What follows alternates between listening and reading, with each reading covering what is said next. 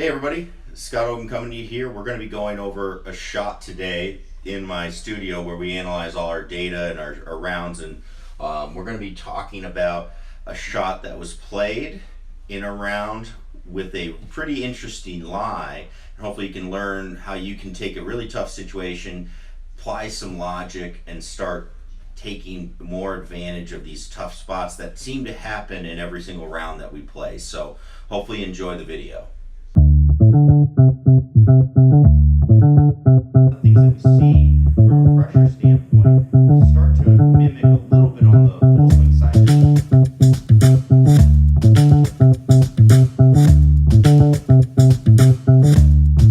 Get off to a solid start, not trying to do anything too crazy. So for me, I'm going to try to see if I can hit my normal drive. All right, everybody. So we're going to be going through a shot that I actually played a few weeks ago, and I hear a lot of people talking about when they go to play golf. You know, one of the things is you get outside, you have to start doing short game, and you have different lies. So this was at a golf course, and I'm just going to play through the video here on the left, where we actually we took it because this was a good example of how bad it was. Let's find this golf ball. Where is it? Where is it? Oh, there it is. That's a heck of a lie. No. So with this shot, you can see a couple of things. One, you can see it's not very far away. It was actually a pretty decent shot where from 170 yards, you know, only be about 15-20 feet away from the hole location's never too bad of a shot. But it had bounced off a hill and it ended up in this position just off the edge of the green. Again, going up to the ball, I wasn't too worried. I was thinking it would be a fairly easy up and down.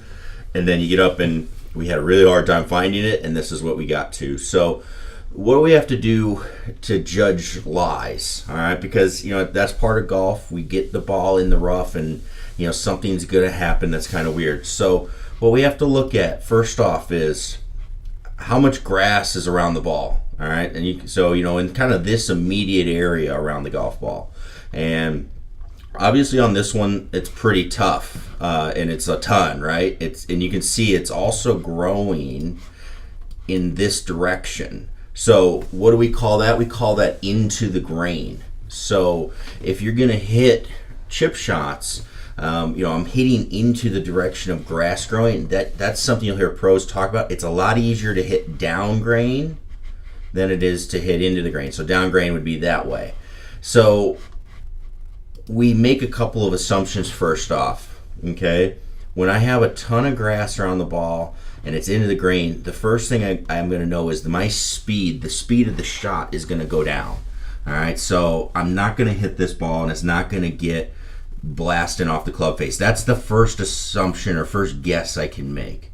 Again, these are guesses, but I can make a decent one with this type of assumption.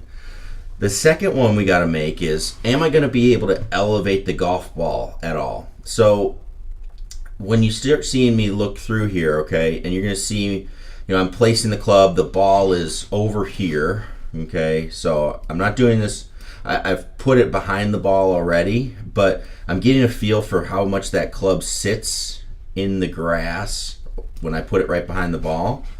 You know, is there some cushion where I can get a little bit of elevation on the shot? So if I can determine that, then that's going to let me say, okay, I can make it a little bit higher. Or if it was bare lie, I would say it's a little bit, you know, it's the only option would be I got to try to play something a little bit lower. Thankfully, when you have some thick grass like this, typically you're going to say, all right, this is going to be a little bit softer underneath, you hope. So I've determined that. And then the last thing is, am I going to get any spin on the ball? So that's important because as I go to look at the shot, okay, you know, again, if the shot's coming from right here, and here's the hole location, I'm not going to get any spin. Spin is created by how much club face and the ball meets, okay? That's really it. So when you start to look at creating spin, if I've got a ton of grass, which this one does, and when I was setting the club down, it was almost impossible to get where I could set it and get the grass. There's no grass there. It was all, grass was always going to get in the way between the ball and the club face. So I'm going to have very little spin. So I've got to try to plan my shot for somewhere where I can let it land and then it can continue to roll out. All right. So that's something you want to think about as you're going through planning out your shot. Okay, so the first thing we have to do is especially when we get into these tough situations, we have to plan our lie and take a look at it. From there, we're going to start talking about how we actually hit the shot. So you're going to see as we come in here, okay, I've already done a couple of practice strokes, but I'm going to go ahead and play the shot through for you, okay? Get in. So you can see the shot came out. It was able to get it up pretty high. Again, I was able to get under it just a little bit for, as high as, this size swing I was comfortable with. You can see it definitely rolled out a little bit. Definitely rolled out a little. And then we start looking at the swing. The swing, this is where it's key. When you have a shot that's like this, where you've got a terrible lie, this is where I'll see people, this is a tough shot.